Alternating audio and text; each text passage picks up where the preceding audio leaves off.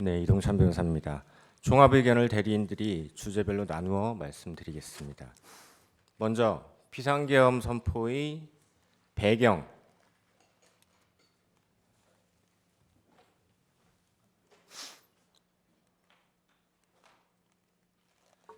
비상계엄 선포의 배경, 대통령이 왜 비상계엄을 결심하게 되었는지, 그리고 그 중에서도 야당의 다수 의석을 악용한 정부 정책 발목 잡기, 입법 폭거, 예산의 일방적 삭감에 대해서 살펴보겠습니다. 첫 번째, 야당의 정책 발목 잡기입니다. 대통령은 연금, 노동, 교육, 의료의 4대 개혁을 추진하였습니다. 우리 사회는 초고령에 직면했고 연금 개혁은 국민들 노후와 청년 미래가 걸린 시급한 핵심 과제입니다. 정부 여당은 기금 수익률 제고 등 개혁안을 제시하고 국회 연금개혁특위의 구성을 제안했지만 야당은 특위 구성조차 거부했습니다. 다음 노동개혁. 노사법치주의 확립을 원칙으로 노조원 고용세습 등 부당채용 철폐, 노조회계 투명화 등 글로벌 스탠다드에 맞는 관행, 제도 선진화를 추진했지만 야당은 모두 반대했습니다. 교육 분야에서도 방과 후 돌봄을 통합한 늘봄학교, 교육 격차 해소를 위한 AI 교과서 도입 등을 추진했지만 야당은 여야 합의도 없이 반대 입법만을 민주당 단독으로 강행 통과시켰습니다. 의료개혁. 필수 의료 및 지역 의료 강화의 필요성을 호소하였음에도 야당은 대안 제시도 없이 여야 의정 협의체에 불참하는 등 갈등 양상을 방관하였습니다.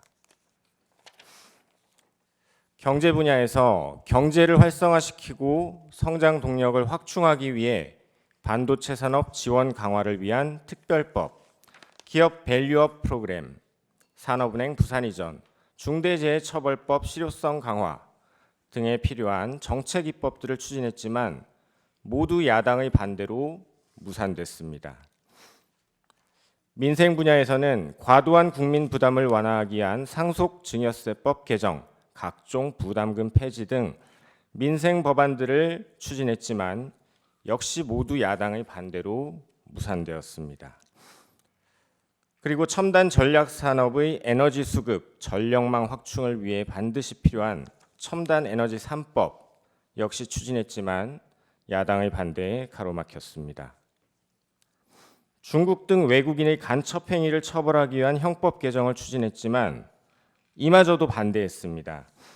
지방 소멸의 위기를 극복하고 지역 과학기술 산업의 발전을 통한 지역 경쟁력 강화를 추진했지만 모두 야당의 반대로 무산됐고 저출생 위기를 맞아 인구 전략기획부를 수립하고 신설하고 아이돌봄 지원을 확대하고자 했지만 역시 야당의 반대로 무산됐습니다.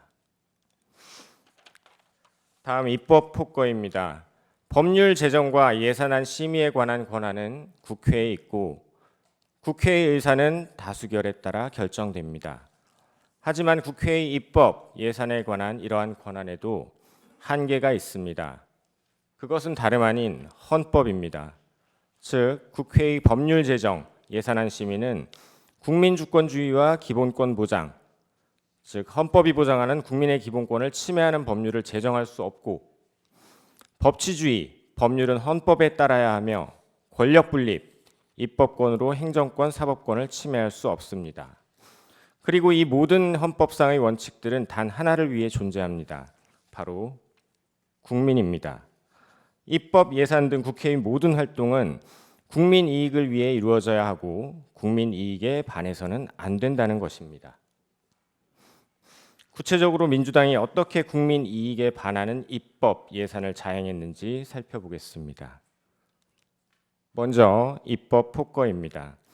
야당은 22대 국회가 개원하자마자 2주 만에 이재명 대표를 지키기 위해 검찰과 사법부를 압박하는 셀프 방탄 보복법들을 통과시켰습니다. 그 밖에도 이재명 대표에 대해 이미 진행되고 있는 수사를 방해하는 특검법들, 도대체 누구를 위한 법들인지 하나라도 우리 국민들을 위한 법이라고 말할 수 있을지 모르겠습니다. 5천만 대한민국 국민 중 단 한 사람을 위한 법들이었습니다. 그뿐만이 아닙니다.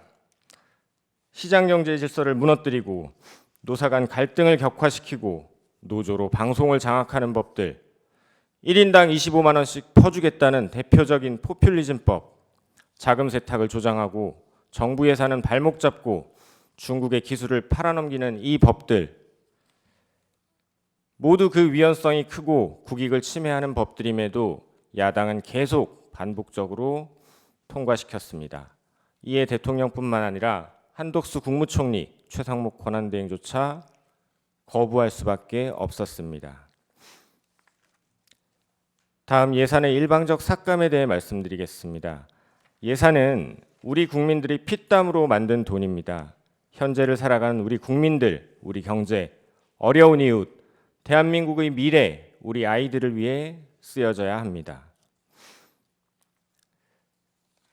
이와 같이 귀중한 예산을 우리 국민들을 위해 잘 쓰기 위해 대통령은 전국을 발로 뛰며 정책을 개발하고 그것으로 정부 편성 예산안이 마련되었습니다.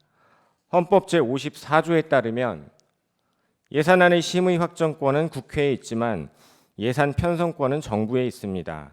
따라서 야당이 다수 의석을 악용하여 정부 여당과의 협의 없이 일방적으로 예산을 삭감, 단독 처리하는 것은 정부의 예산 편성권을 사실상 박탈하는 것이나 다름없습니다.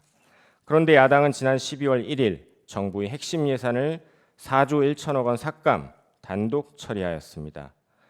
헌정사상 초유의 일이었고 삭감한 예산들의 면면을 보면 경악을 금할 수 없습니다. 수사기관들이 수사에 필요한 예산을 전액 삭감하여 사회 안전을 위태롭게 했습니다. 중국과 북한으로부터 밀반입되어 학원가까지 퍼진 마약 수사를 어렵게 했습니다. 법무부, 감사원까지 보복성으로 예산을 대폭 삭감했습니다. 대통령 체포구속에 조직의 명운을 걸고 범죄까지 저질렀던 공수처의 예산은 증액해 주었고 최근에는 민주당 의원이 공수처의 조직과 예산을 대폭 늘려주는 법안을 제출하기도 했습니다. 북한의 핵과 미사일, 대량 살상 무기에 대응하는 핵심 국방 예산을 사실상 전액 삭감하여 안보를 위기에 빠뜨렸습니다. 이는 우리 국민의 생명, 나아가 국가의 존립을 위태롭게 하는 이적 행위나 다름없습니다. 대왕고래 프로젝트 예산 사실상 전액 삭감, 산유국의 꿈이 물거품이 될 위기에 놓였습니다. 우리는 세계가 인정하는 원전 강국이고 원전 기술은 우리의 미래 먹거리 중 하나입니다. 그럼에도 불구하고 원전 수출의 필수적인 신기술 R&D 예산 90%를 삭감했습니다. 현재 세계 원전 시장의 70%는 중국과 러시아가 장악하고 있습니다. 최근 방통위의 경우 예산 삭감으로 소송비가 없어 글로벌 대기업을 상대로 과징금 부과도 못하고 있습니다. 유류비가 없어 차량 운행을 못하고 운영비도 없어 방문객에게 차 한 잔 못 내주고 있다고 합니다. 얼마 전 국무총리 역시 이 법정에 나와 법무부 인사정보관리단 예산이 전액 삭감되어 사무실 청소도 각자 해결하고 화장실도 가까운 공원이나 다른 관공서에 가서 해결하는 등 정부 효율과 공직사회 사기가 매우 떨어지고 있다고 증언한 바 있습니다. 검찰 특활비를 전액 삭감하는 바람에 수사관들은 사비, 상금까지 털어 마약 수사를 하고 있다고 합니다. 이와 같이 무분별한 예산 삭감은 이미 현실로 다가와 부처별 업무 그리고 나아가 국정 운영에 심각한 문제들을 야기하고 있는 것입니다. 야당은 대통령 당선 후 취임 전부터 이미 대통령 탄핵을 추진해 왔습니다. 온갖 이재명 방탄법, 보복법, 위헌입법들을 자행하고 줄탄핵으로 일할 사람 모두 집에 보내고 대통령과 정부 여당이 추진하는 정책은 모조리 발목 잡고 예산은 일방적으로 삭감했습니다. 국정이 마비되지 않으면 오히려 이상할 정도였습니다.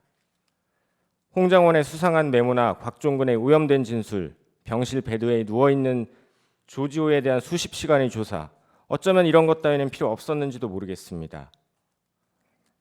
그런데 마침 대통령이 비상계엄을 선포하니 이때다 싶어 내란이다, 얼른 탄핵시켜서 끌어내리고 이재명 대표 피선거권 박탈 전에 조기 대선 치르자. 이것이 현재 국회에서 절대 다수상을 차지하고 있는 민주당의 민낯입니다. 칸트는 모든 인간은 목적에 따라 행동한다고 했습니다. 야당의 입법, 예산과 관련된 일련의 폐악 행위에는 세 가지의 일관된 목적성을 발견할 수 있습니다. 첫째, 우리 국익을 침해한다는 점입니다. 민생 경제가 활성화되고 우리 기업들 사업 잘 되고 일자리 늘어나고 국익이 신장되면 대통령이 국정 운영을 못한다고 할 수 없을 테니 말입니다.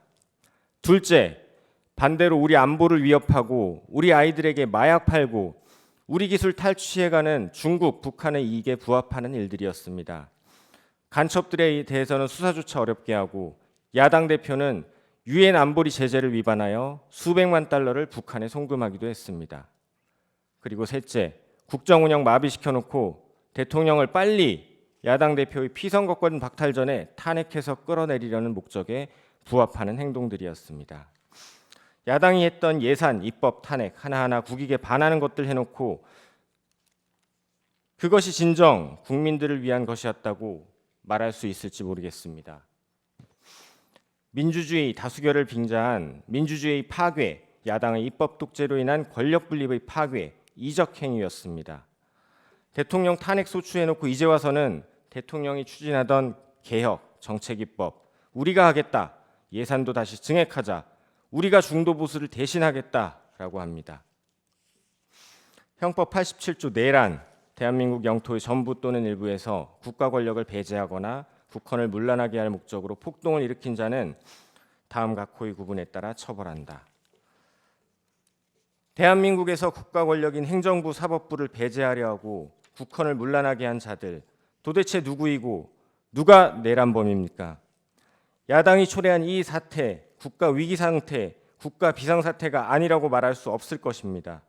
이래놓고 야당은 진정으로 정부 여당과 대화할 생각이 있었다고, 대통령이 대화할 자세가 되어 있지 않았다고 어떻게 그렇게 말할 수 있는지 모르겠습니다. 12월 3일 밤 국무총리, 국무위원들은 정무적 부담, 경제, 외교에 미칠 영향을 우려하고 걱정하고 반대하고 또 일부는 침묵했습니다. 하지만 그 누구도 다른 해법으로 대통령을 설득하지 못했습니다. 헌법 제66조 제2항 대통령은 국가의 독립, 영토의 보전, 국가의 계속성과 헌법을 수호할 책무를 진다. 대통령이 비상계엄을 결심한 이유입니다.